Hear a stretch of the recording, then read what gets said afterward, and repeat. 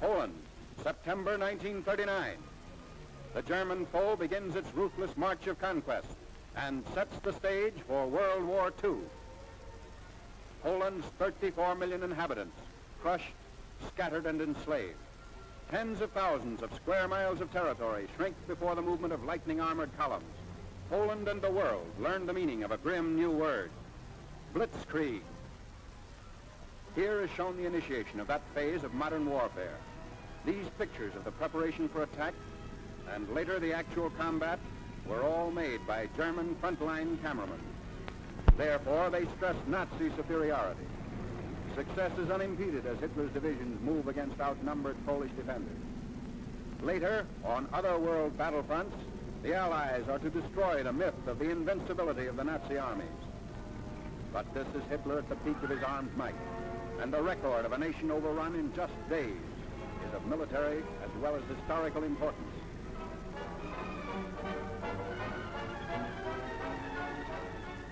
The spark is set off in the free city of Danzig. Nazi secret agents had long plotted the revolt against law and order. Germany called it liberation. The world knew that Danzig represented the ignition of the European powder keg, the excuse for Hitler's hordes to begin their destructive campaign of conquest. Here is the historic last stand of Danzig's loyal defenders. They're entrenched in the city's post office and under repeated fire of Nazi-trained militiamen.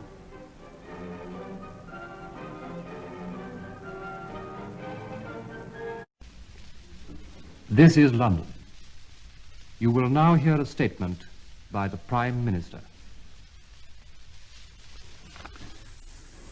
I am speaking to you from the Cabinet Room at 10 Downing Street.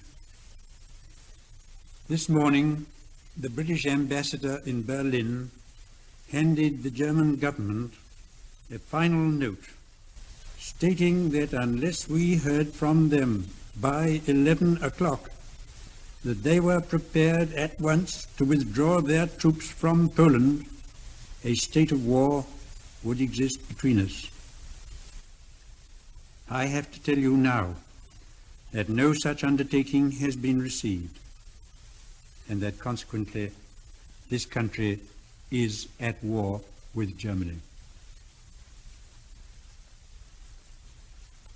You can imagine what a bitter blow it is to me that all my long struggle to win peace has failed.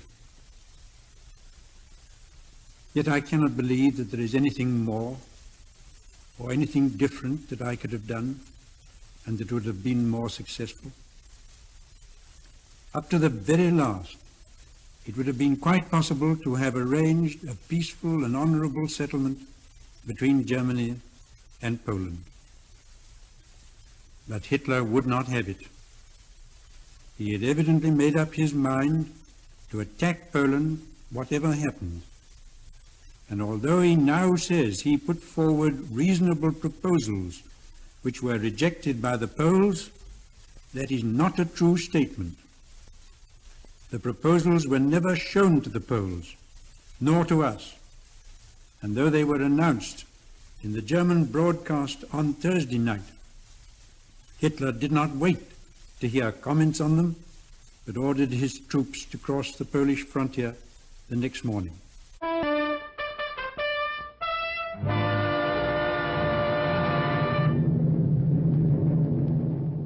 Here is the motion picture record released by the United States Navy of the havoc wrought by the Japs' sneak sky and sea raid on Pearl Harbor, America's mid-Pacific naval bastion.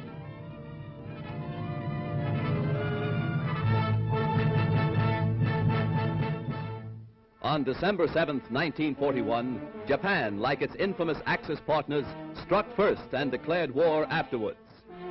Costly to our Navy was the loss of war vessels, airplanes, and equipment, but more costly to Japan was the effectiveness of its foul attack in immediately unifying America in its determination to fight and win the war thrust upon it, and to win the peace that will follow. The Japs copied their German masters in striking hard at airfields. Hickam Field, northwest of Honolulu, and the Ford Island Naval Plane Base were the first objectives of Japan's treachery. Scores of planes were bruised and battered by the Japs' aerial bombs. Many of these were demolished beyond repair. Direct hits were scored on hangars, and these were badly shattered. Equipment and airplane supplies were reduced to smoldering ruins. Here at the Naval Air Station is grim and positive evidence of Jap treachery. Here foul blows were struck, while Jap diplomats were talking peace in Washington. America lost 3 destroyers.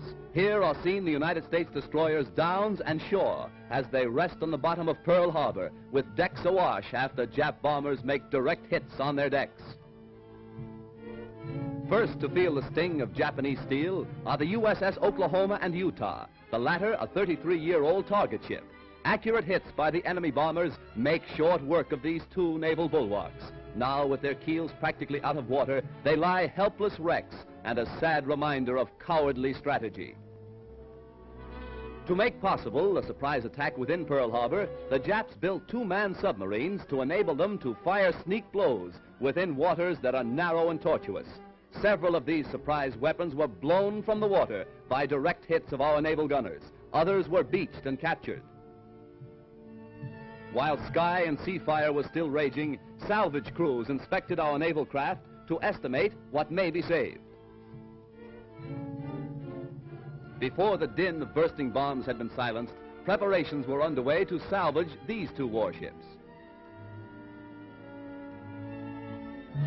At low tide, the huge propeller of the Oklahoma, stilled by the enemy, was high above water.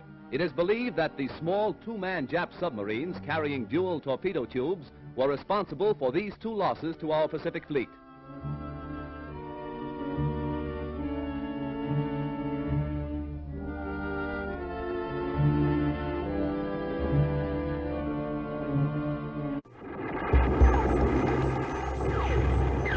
The Allies had barely landed at Normandy when the idea of a monetary fund began to move rapidly from concept to reality.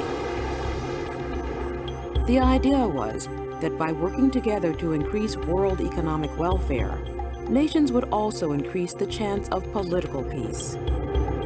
With war still raging, the foundation was laid for the International Monetary Fund.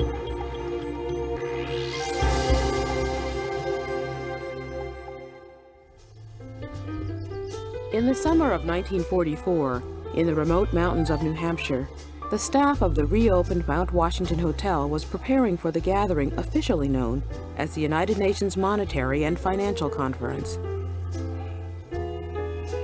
One of the intellectual godfathers of the IMF was Harry Dexter White, who was already anticipating the Allies' victory.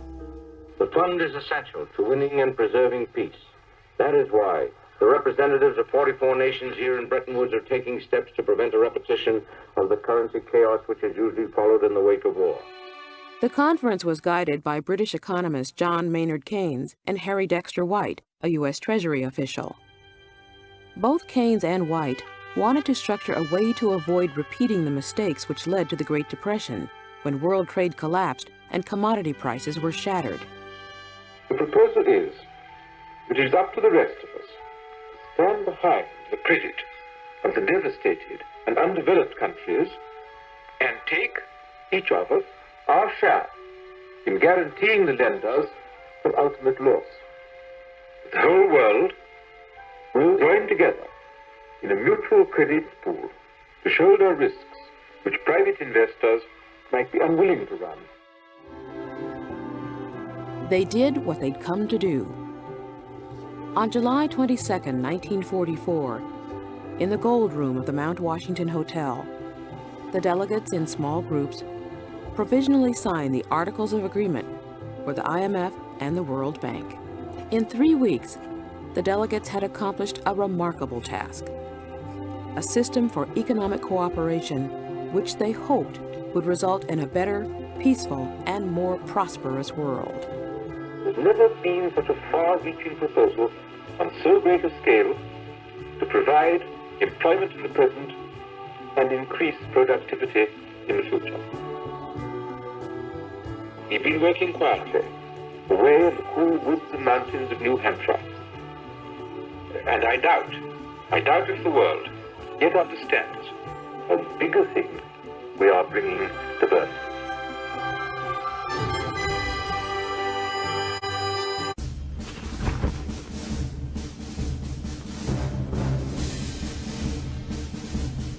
3 days after the Hiroshima bomb, despite all the destruction, Japan still hadn't surrendered. A second bomb was made ready, and Truman issued another warning. The world will note that the first atomic bomb was dropped on Hiroshima, a military base. If Japan does not surrender, bombs will have to be dropped on war industries.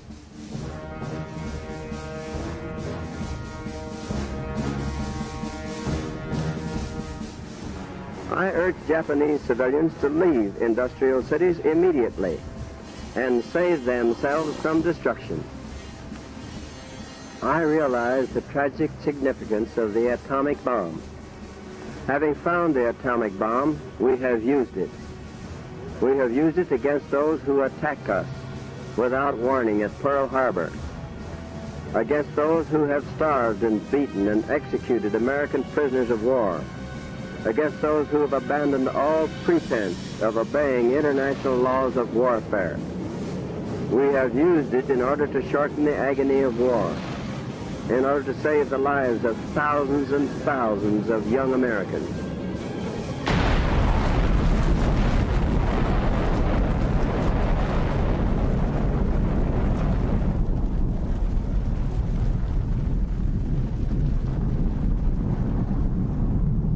The second bomb was intended for the city of Kokura, but it was too cloudy, so the plane moved on to Nagasaki. Desperately short of fuel, the crew released the bomb despite more clouds. The bomb missed the aiming point and fell into a valley. This time there was no firestorm, but even so, more than 50,000 people were killed.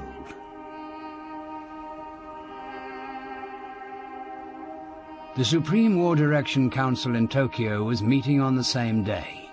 By now, the Russians had declared war on Japan.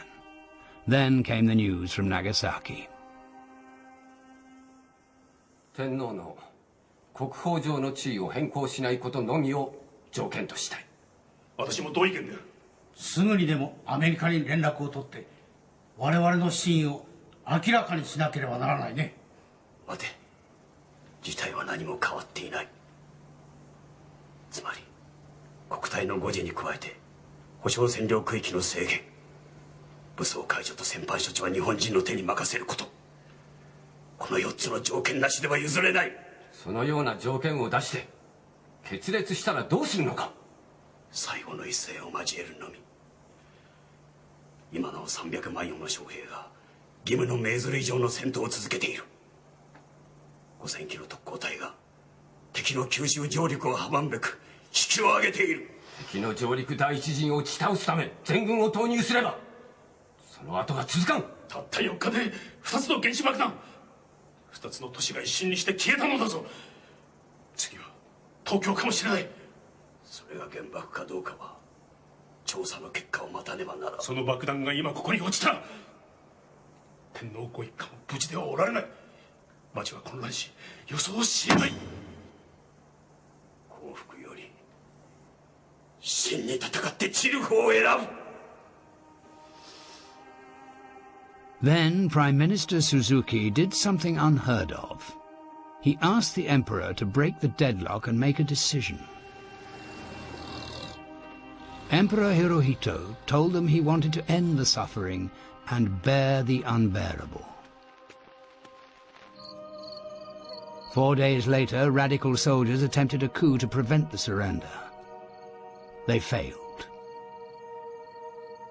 At dawn, on the day that Emperor Hirohito was to broadcast an announcement to the Japanese people that the war was over, General Anami prepared to end his life in the time-honored tradition of seppuku.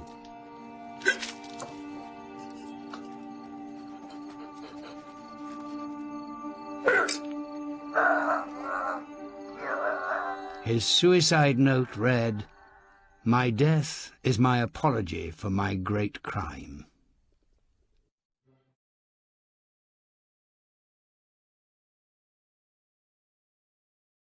I come to you with a message of leave-taking and farewell. This speech did not get very much attention. When a new president is coming to power, as John Kennedy was, The spotlight was not on Dwight Eisenhower. We have been compelled to create a permanent armaments industry of vast proportions. There was a feeling at the time that this must have been written by some speechwriter who just sneaked into the speech. In the councils of government, we must guard against the acquisition of unwarranted influence, whether sought or unsought, by the military-industrial complex.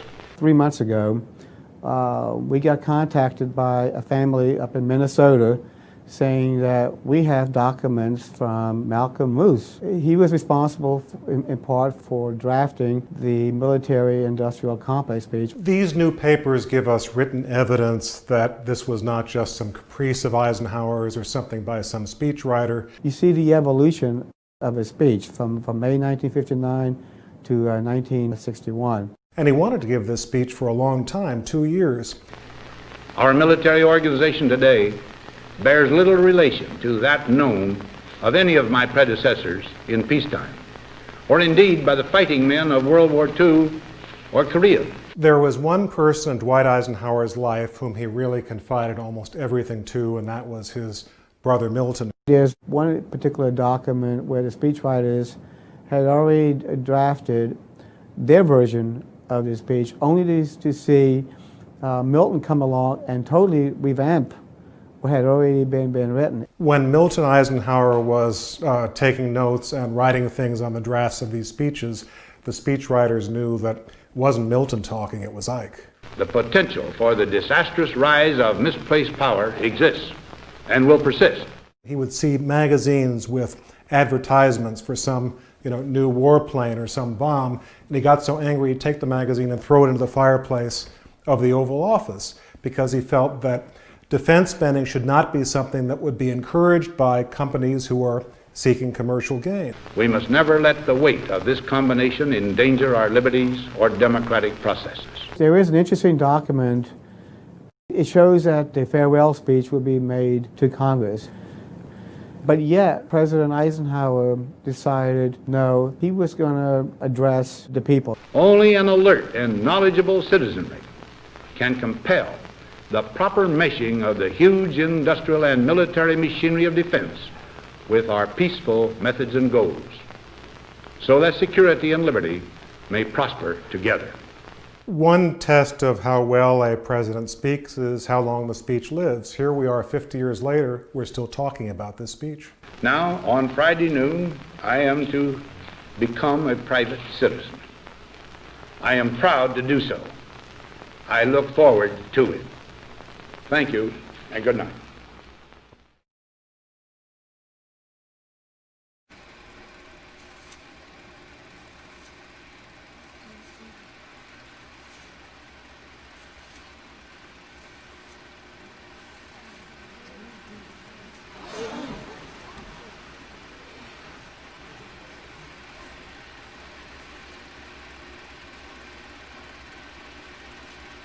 The third indispensable element in building the new prosperity is closely related to creating new jobs and halting inflation.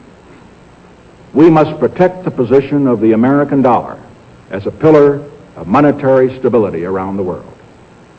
In the past 7 years, there's been an average of one international monetary crisis every year. Now, who gains from these crises? Not the working man, not the investor, not the real producers of wealth. The gainers are the international money speculators. Because they thrive on crises, they help to create them. In recent weeks, the speculators have been waging an all-out war on the American dollar. The strength of a nation's currency is based on the strength of that nation's economy. And the American economy is by far the strongest in the world. Accordingly, I have directed the Secretary of the Treasury to take the action necessary to defend the dollar against the speculators. I have directed Secretary Connally to suspend temporarily the convertibility of the dollar into gold or other reserve assets, except in amounts and conditions determined to be in the interest of monetary stability and in the best interest of the United States. Now, what does this action, which is very technical, what does it mean for you? Let me lay to rest the bugaboo of what is called devaluation. If you want to buy a foreign car or take a trip abroad, market conditions may cause your dollar to buy slightly less. But if you are among the overwhelming majority of Americans who buy American-made products in America, your dollar will be worth just as much tomorrow as it is today. The effect of this action, in other words, will be to stabilize the dollar. Now, this action will not win us any friends among the international money traders. But our primary concern is with the American workers and with fair competition around the world. To our friends abroad, including the many responsible members of the international banking community who are dedicated to stability in the flow of trade, I give this assurance. The United States has always been and will continue to be a forward-looking and trustworthy trading partner. In full cooperation with the International Monetary Fund and those who trade with us, we will press for the necessary reforms to set up an urgently needed new international monetary system. Stability and equal treatment is in everybody's best interest. I am determined that the American dollar must never again be a hostage in the hands of international speculators. I'm taking one further step to protect the dollar, to improve our balance of payments, and to increase jobs for Americans. As a temporary measure, I am today imposing an additional tax of 10% on goods imported into the United States. This is a better solution for international trade than direct controls on the amount of imports. This import tax is a temporary action. It isn't directed against any other country. It's an action to make certain that American products will not be at a disadvantage because of unfair exchange rates. When the unfair treatment is ended, the import tax will end as well. As a result of these actions, the product of American labor will be more competitive, and the unfair edge that some of our foreign competition has will be removed. This is a major reason why our trade balance has eroded over the past 15 years.